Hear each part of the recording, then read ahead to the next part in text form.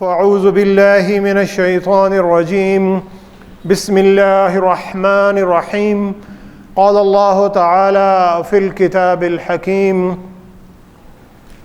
انما المؤمنون اخوة فاصلحوا بین اخویکم واتقوا اللہ لعلکم ترحمون۔ سامعین گرامی، یہ دور جس سے ہم گزر رہے ہیں یہ وہ دور کہلاتا ہے جس میں لوگوں کے بارے میں کہا جاتا ہے کہ لوگ آپس میں ایک دوسرے سے بڑے کنیکٹڈ ہیں، منسلک ہیں۔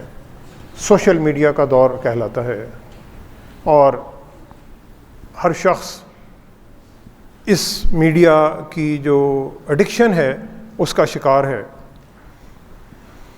اور در حقیقت یہ ہے کہ کہنے کو تو یہ ہمیں لوگوں سے بڑا قریب کرتا ہے، لیکن جو قریب ہیں ان سے دور بھی بہت کر دیتا ہے۔ اور یہ اکثر ہم دیکھتے ہیں کہ گھر میں کھانے پہ میاں بیوی بیٹھے ہیں، بچے بیٹھے ہیں، اور وہ بجائے آپس میں ایک دوسرے سے بات کرنے کے اپنے موبائل فون پہ وہ سوشل میڈیا پہ کوئی نہ کوئی چیٹ کر رہے ہیں، کوئی لائک ہو رہا ہے، کوئی انٹرسٹنگ سی کوئی بات ہو رہی ہے۔ قریب ہوتے ہوئے ایک دوسرے سے دور کرنا یہ بھی ایک سوشل میڈیا کا کمال ہے۔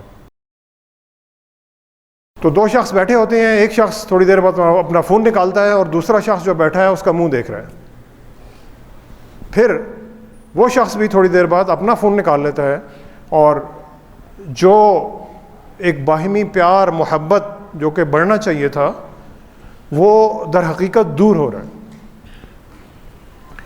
اور امریکہ میں اور یورپ میں یہ اسٹڈی چھپی ہوئی ہے، سائنٹیفک اسٹڈی، کہ 21ویں صدی کی جو سب سے بڑی ایڈکشن ہے وہ ہیروئن نہیں ہے، وہ سگریٹ نہیں ہے، وہ چائے نہیں ہے، وہ اسمارٹ فون ہے۔ یہ پراپر اسٹڈیز ہوئی ہیں اور اس پہ وہ ایک بڑی سوچ و بچار کر رہے ہیں کہ کس طرح لوگوں کو اس ایڈکشن سے نکالا جائے۔ پیارے نبی صلی اللہ علیہ وسلم کی تعلیمات میں ایک بڑی خوبصورت حدیث اس سے بہت منسلک ہے۔ پیارے نبی صلی اللہ علیہ وسلم نے فرمایا، جب 3 آدمی بیٹھے ہوں تو 2 شخص آپس میں سرگوشی سے ایک دوسرے سے بات نہ کریں۔ اس لیے بات نہ کریں کیونکہ تیسرا شخص جو بیٹھا ہوا ہے وہ اپنے آپ کو تنہا محسوس کرے گا، اور اس کے لیے یہ ایک بڑا عجیب سی بات ہوگی کہ یہ 2 شخص بیٹھے ہیں، آپس میں تو بات کر رہے ہیں، میرے سے بات نہیں کر رہے۔ پیارے نبی صلی اللہ علیہ وسلم نے اس سے منع فرمایا۔ صحابہ اکرام نے پوچھا، یا رسول اللہ صلی اللہ علیہ وسلم، کہ اگر 4 شخص بیٹھے ہوں تو پھر 2 شخص آپس میں سرگوشی سے بات کر لیں؟ تو پیارے نبی نے کہا کہ ہاں بالکل، اگر 4 شخص بیٹھے ہیں تو 2 شخص اگر آپس میں سرگوشی سے بات کر رہے ہیں تو جو 2 شخص بیٹھے ہیں ایٹ لیسٹ وہ آپس میں تو بات کر سکتے ہیں کم از کم۔ تو پیارے نبی نے 4 بندے جب بیٹھے ہوں تو 2 شخصوں کے آپس میں سرگوشی کرنے پر ناراضگی کا یا منع کرنے کا اظہار نہیں فرمایا۔ اور اسی حدیث کو اگر آج کے دور میں لگائیں تو اگر 2 شخص بیٹھے ہیں اور دوسرا شخص کسی تیسرے شخص سے فون پہ بات کر رہا ہے، چیٹ کر رہا ہے، تو یہ بالکل اس منع کے زمرے میں آتا ہے کہ اس کام کو نبی رحمت صلی اللہ علیہ وسلم نے منع فرمایا۔ اور پھر سوشل میڈیا کے دور میں کسی سے جو قطع تعلقی ہے وہ بڑی آسان ہے۔ ناراض ہو گئے، انفرینڈ کر دو، بلاک کر دو، انفالو کر دو۔ پھر یہ جو چھوٹی چھوٹی رنجشیں ہیں یہ حسد میں تبدیل ہوتی ہیں، کینہ میں تبدیل ہوتی ہیں، غم میں تبدیل ہوتی ہیں، اور اس سے معاشرے میں دوریاں جو ہیں وہ بڑھتی چلی جاتی ہیں، اور محبتیں جو ہیں وہ ختم ہونا شروع ہو جاتی ہیں۔ سب سے زیادہ نقصان اس میں کس کا ہو رہا ہے؟ ہمارا اپنا ہو رہا ہے، کیونکہ اگر میرے دل میں غصے کے، کینہ کے، حسد کے اور نفرت کے جذبات ہیں کسی کے بھی خلاف، تو آپ کسی بھی سائیکالوجسٹ سے پوچھیں، کسی بھی ڈاکٹر سے پوچھیں، تو آپ کو یہ بتائے گا کہ تم اپنے دماغ سے ان چیزوں کو نکال دو۔ کیونکہ تمہارے دماغ میں یہ سٹریس کریٹ کر رہی ہیں، بلڈ پریشر تمہارا بڑھا رہی ہیں، اور تمہارے دل پہ بھی افیکٹ ہو رہا ہے، تمہارے گردوں پہ بھی افیکٹ ہو رہا ہے، تمہاری شوگر لیول بھی بڑھ رہا ہے، اور تمہاری کئی جو بیماریاں ہیں ایسوسیٹیڈ وہ اس سے بڑھ رہی ہیں، سٹریس سے۔ ہر بیماری کا کہیں نہ کہیں جا کے کوئی نہ کوئی روٹ جو ہے وہ سٹریس میں نکلتا ہے، اور سٹریس منفی جذبات جن کو ہم اپنے دماغ میں لوگوں کے متعلق ہولڈ کر کے رکھتے ہیں، اس سے سٹریس پیدا ہوتی ہے۔ معاشرے میں تفرقات بڑھتے ہیں، ہر شخص اپنے آپ کو صحیح سمجھتا ہے، ہر گروہ، ہر فرقہ، چاہے وہ دینی فرقہ ہے، کوئی سنی ہے، کوئی شیعہ ہے، کوئی دیوبندی ہے، کوئی بریلوی ہے، یہ تقسیمیں تو ہماری ہوئی ہیں پہلے سے۔ یہ جو ہماری دوریاں ہیں یہ بڑھتی چلی جاتی ہیں۔ پھر اس کے ساتھ ساتھ لسانی تفریق ہے، پنجابی ہے، سندھی ہے، بلوچی ہے، پختون ہے، یہ بھی ہے، برادریوں کی تفریق ہے۔ پھر آج کل کے دور میں ایک جو بہت تفریق جو بہت بڑھ کے نظر آ رہی ہے، وہ شاید ان ساری تفریقوں سے اوپر جا رہی ہے، وہ تفریق سیاسی تفریق۔ یہ پی پی پی کا ہے، یہ پی ایم ایل این کا ہے، یہ پی ٹی آئی کا ہے، سب کے کوئی نام ہیں عجیب عجیب قسم کے، اور یہ نفرتیں بڑھتی چلی جا رہی ہیں۔ حالانکہ دیکھا جائے تو سیاسی تفریق ہے کیا؟ جو سیاسی لیڈرز ہیں وہ کبھی ایک پارٹی میں ہوتے ہیں، کبھی دوسری پارٹی میں، کبھی تیسری پارٹی میں، کبھی ایک پارٹی جو دوسری پارٹی کے بڑی خلاف ہوتی ہے، کبھی اس کا آپس میں الحاق ہوتا ہے، اور ایک پارٹی جو کسی ساؤتھ پہ ہوتی ہے وہ نارتھ والی پارٹی کے ساتھ اس کا الحاق ہوتا ہے۔ کیوں؟ یہ مفادات کی جنگ ہے۔ تو جہاں پہ مفادات اکٹھے ہو جاتے ہیں تو لیڈر کبھی ایک کے ساتھ اکٹھے ہیں، کبھی دوسرے کے ساتھ اکٹھے ہیں، اور پھر عوام سوچتے ہیں کہ میں جس کے خلاف میں مرد آباد کا نعرہ لگاتا تھا، آج اسی کے حق میں زندہ باد کا نعرہ کیسے لگاؤں؟ تو یہ ساری جو چیزیں ہیں یہ نفرتوں کو، عداوتوں کو بڑھا رہی ہیں، کیونکہ سیاست ایک کھیل ہے، ایک فریب ہے۔ اسے کھیل ہی کے طور پہ لینا چاہیے، اسے سیریس طور پہ لینا اور اس میں شدت پسندی لانا یہ بالکل ایک غلط تصور ہے، جس تصور میں ہم بہتے جا رہے ہیں۔ اور ہماری جو جمہوریت، جس جمہوریت میں جو جمہوریت اخوت کا سبق دیتی ہے، جو جمہوریت ٹالرنس کا، برداشت کا، رواداری کا سبق دیتی ہے، وہ جمہوریت ہمیں شدت پسندی کی طرف لے کر جا رہی ہے۔ پھر ایک اور تفریق ہے بہت بڑی، دینی اور لادینی ہیں، مسلمان سارے، یہ لبرل ہے، یہ کنزرویٹو ہے، یہ قدامت پسند ہے، اور دونوں ایک دوسرے کے خون کے پیاسے بنتے ہیں، ایک دوسرے کا تمسخر اڑانا، ایک دوسرے کی تضحیق کرنا، نیچا دکھانے کی پوری کوشش کرنا۔ سامعین گرامی، یہ اسلام کی سوچ نہیں ہے، رب العالمین کا سبق یہ نہیں ہے، پیارے نبی صلی اللہ علیہ وسلم کا یہ سبق نہیں ہے۔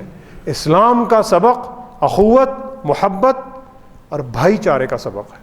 اسلام کا سبق رواداری اور برداشت کا، اور جو دوسرے کا نظریہ ہے اس کو برداشت کرنے کا سبق ہے۔ سورہ حجرات کی آیت نمبر 10 میں اللہ تعالی ہمیں یہی سبق دے رہے ہیں، مختصر اور بہت خوبصورت سبق۔ انما المؤمنون اخوۃ، مومنین آپس میں بھائی بھائی، بہنیں ہیں، بھائی ہیں، ایک ہی امت ہے۔ فاصلحوا بین اخویکم، اگر بھائیوں میں ناچاقی ہو جائے، ناراضگی ہو جائے تو ان میں صلح کرا دیا کرو۔ واتقوا اللہ لعلکم ترحمون، اللہ سے ڈرتے رہو تاکہ تم پر رحم کیا جائے۔ پیارے نبی صلی اللہ علیہ وسلم نے فرمایا کہ میری امت کے جو مومنین ہیں وہ ایک جسم کی مانند ہیں۔ جسم کے کسی بھی حصے میں، آنکھ میں، ناک میں، کان میں، انگلی میں، ہاتھ میں، پاؤں میں کہیں بھی چھوٹی سی تکلیف ہوتی ہے تو پورے جسم کو درد محسوس ہوتی ہے۔ امت ایک جسم کی مانند ہے، کسی بھی گروہ کے شخص کو تکلیف ہے، اگر میں اس تکلیف کو اپنی تکلیف سمجھوں گا تو پھر ہی میں اس کی تکلیف کو کوئی دور کرنے کی کوشش کروں گا۔ اور اگر کوئی بھائیوں میں ناراضگی ہو گئی ہے، دوستوں میں ناراضگی ہو گئی ہے، خاندان والوں میں ناراضگی ہو گئی ہے، محلے والوں میں ناراضگی ہو گئی ہے، تو میں اس ناراضگی کو دور کروانے کی کوشش کروں گا۔ اور کسی دوسرے شخص کی تکلیف پر خوش ہونا یہ رحمان کا، مسلمان کا عمل نہیں، یہ شیطان کا عمل ہے۔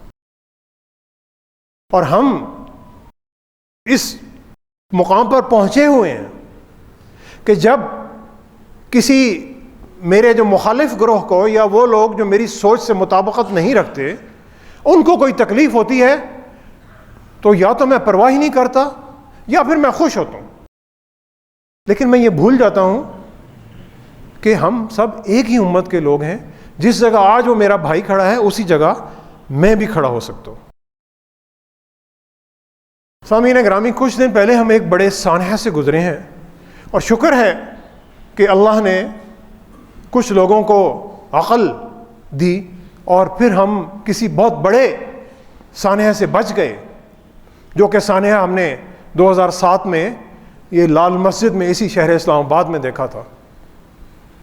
اور وہ سانحہ شروع ہوتا ہے کہ پیارے نبی صلی اللہ علیہ وسلم کی شان میں گستاخی کی جاتی ہے اور اس پر احتجاج ہو رہا ہے۔ نبی کریم صلی اللہ علیہ وسلم کی عزت اور حرمت ہماری اپنی عزت اور حرمت سے کہیں زیادہ ہے، اور ان کی عزت اور حرمت کی حفاظت ہر مسلمان کا، ہر کلمہ گو کا فرض ہے۔ لیکن ہمیں یہ بھی دیکھنا ہے کہ جب یہ احتجاج ہو رہا ہے تو کیا یہ احتجاج پرامن ہے؟ دین کی روح سے اور آئین پاکستان کی روح سے احتجاج کرنا ہر شخص کا حق ہے، بنیادی حق ہے، لیکن یہ احتجاج قانون اور آئین کے دائرے میں رہ کر ہونا چاہیے، پرامن ہونا چاہیے۔ اس احتجاج سے اگر دوسری عوام کو کوئی تکلیف ہو رہی ہے تو میں اگر احتجاج کر رہا ہوں تو میں اس کا ذمہ دار ہوں، قیامت کے دن میرے سے ضرور سوال ہوگا۔ لیکن ہوتا یہ ہے کہ پرامن احتجاج تھوڑا مشکل کام ہے، اس کے لیے زیادہ لوگ چاہیے، اس کے لیے عوام الناس کی پوری رائے کو ہموار کرنا پڑتا ہے۔ کم جب لوگ احتجاج کے لیے نکلتے ہیں تو وہ پھر تشدد کا راستہ اختیار کرتے ہیں، اور شیطان انہیں بہکا کر تشدد کا راستہ دکھاتا ہے۔ اپنی املاک کو آگ لگانا، عوام الناس کو تنگ کرنا، لوگوں کے راستے بند کرنا، اور پولیس کے جوانوں کو زخمی یا شہید کرنا، یہ اللہ اور اس کے رسول کی تعلیمات سے کھلی بغاوت ہے۔ یہ ایک سائیڈ ہے، اور دوسری سائیڈ کیا ہے؟ تصویر کا دوسرا رخ حکومت کا جو رویہ ہے وہ بھی انتہائی ظالمانہ ہوتا ہے، اور ہم وہ بھی کئی دفعہ دیکھ چکے ہیں۔ اور حکومت بھی پرامن احتجاج کو تشدد کے ذریعے روکنے کی کوشش کرتی ہے، اور پھر احتجاج کرنے والوں کو تشدد پر اکساتی ہے، اور جب احتجاج کرنے والے تشدد کرتے ہیں تو پھر انہیں کہا جاتا ہے کہ یہ تو دہشت گرد ہیں، انہیں بین کر دو، انہیں مار دو۔ اور یہ تماشا ہم پچھلے 15 سال میں کئی مرتبہ دیکھ چکے ہیں۔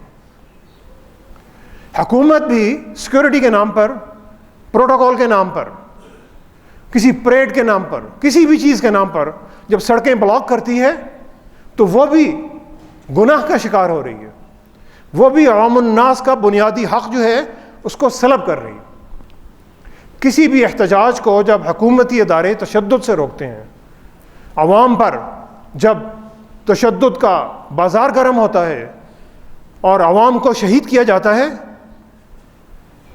یہ بھی انتہائی گناہ کا کام ہے، اتنے ہی گناہ کا کہ جتنا احتجاج کرنے والے گناہ کر رہے ہیں، کیونکہ دو گناہ مل کر نیکی کبھی نہیں بن سکتے، دو غلطیاں مل کر صحیح نہیں ہو سکتی۔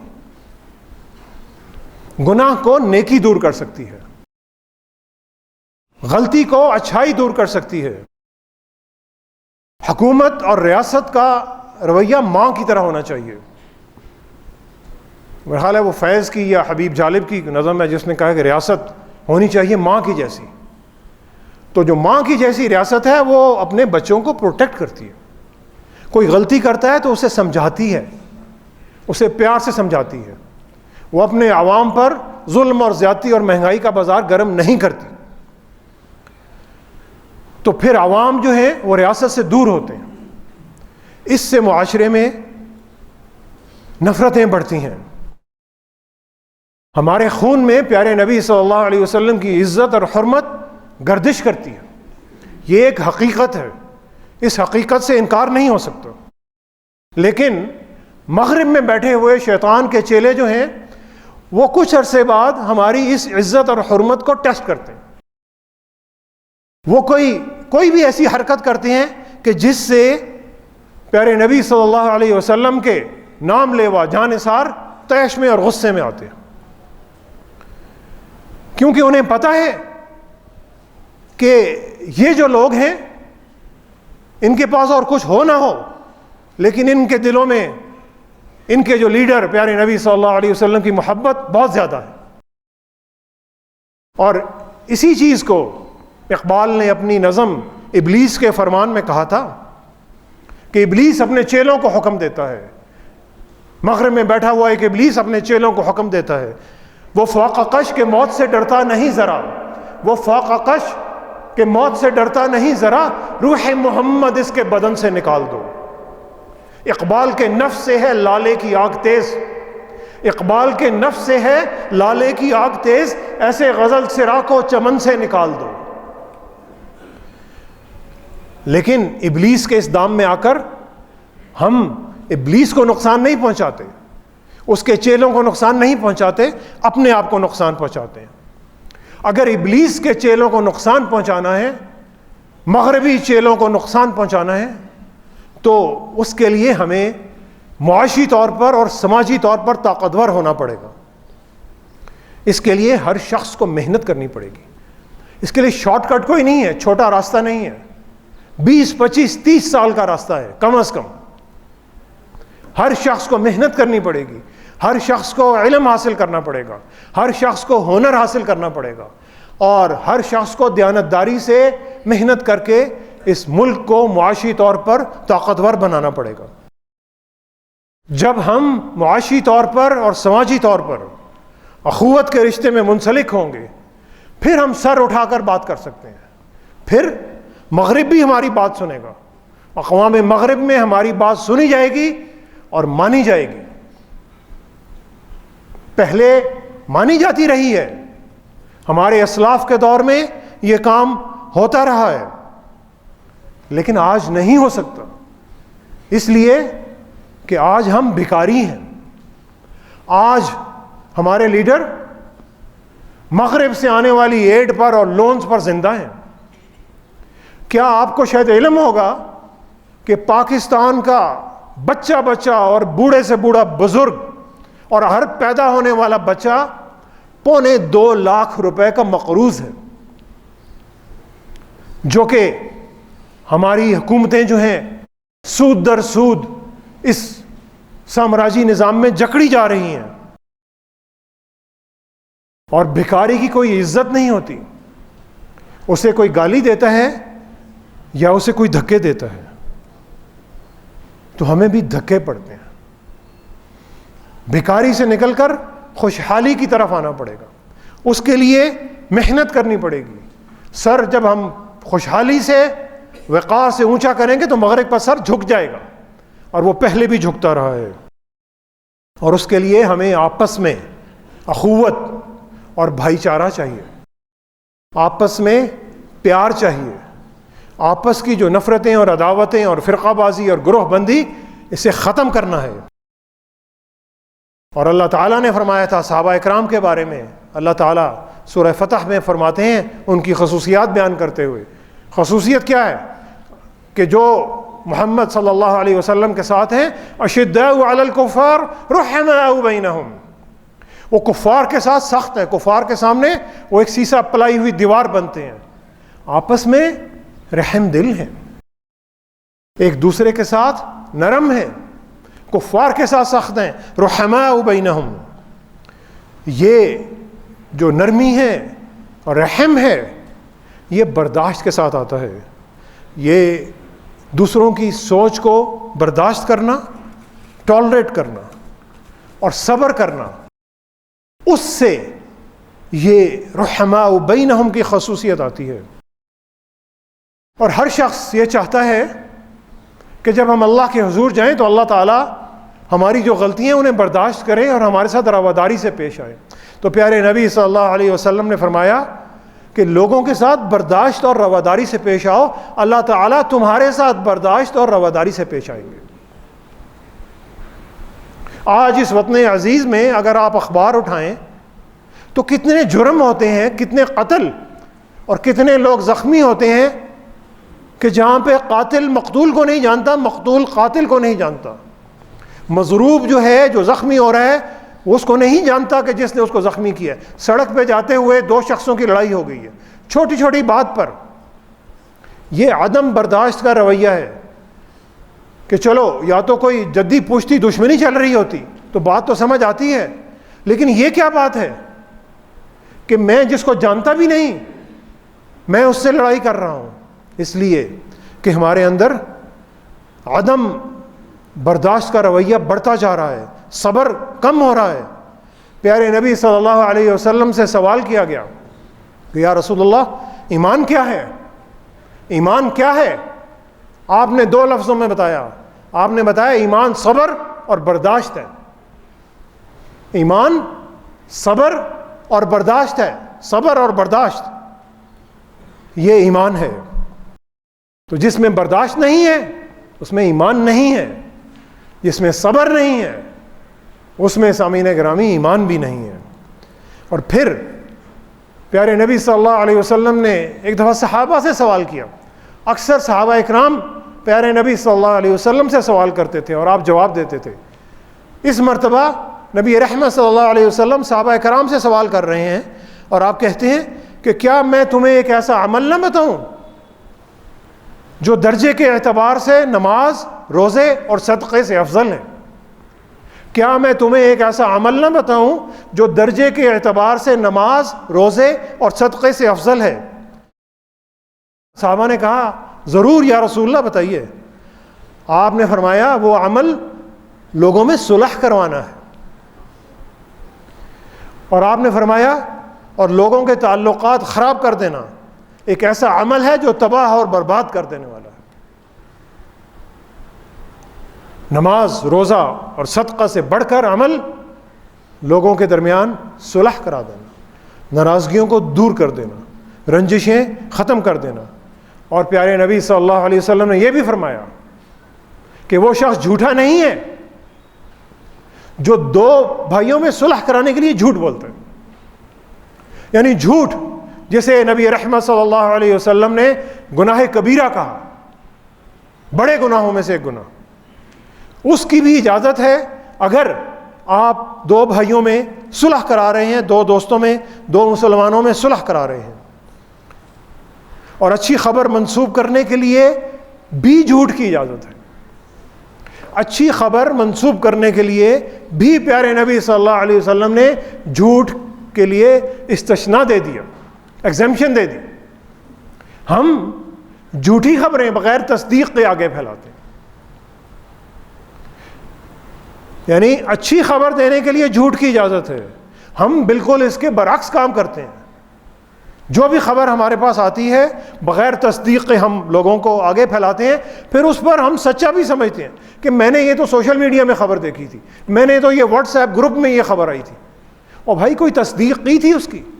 کوئی چیک کیا تھا کہ سچ تھا کہ جھوٹ تھا؟ اس میں نفرت تھی یا محبت تھی؟ اور نفرتوں والی خبریں جھوٹی ہی ہوتی ہیں. تو یہ شیطان ہماری کمزوریوں کو دیکھتا ہے اور وہاں سے پھر اٹیک کرتا ہے.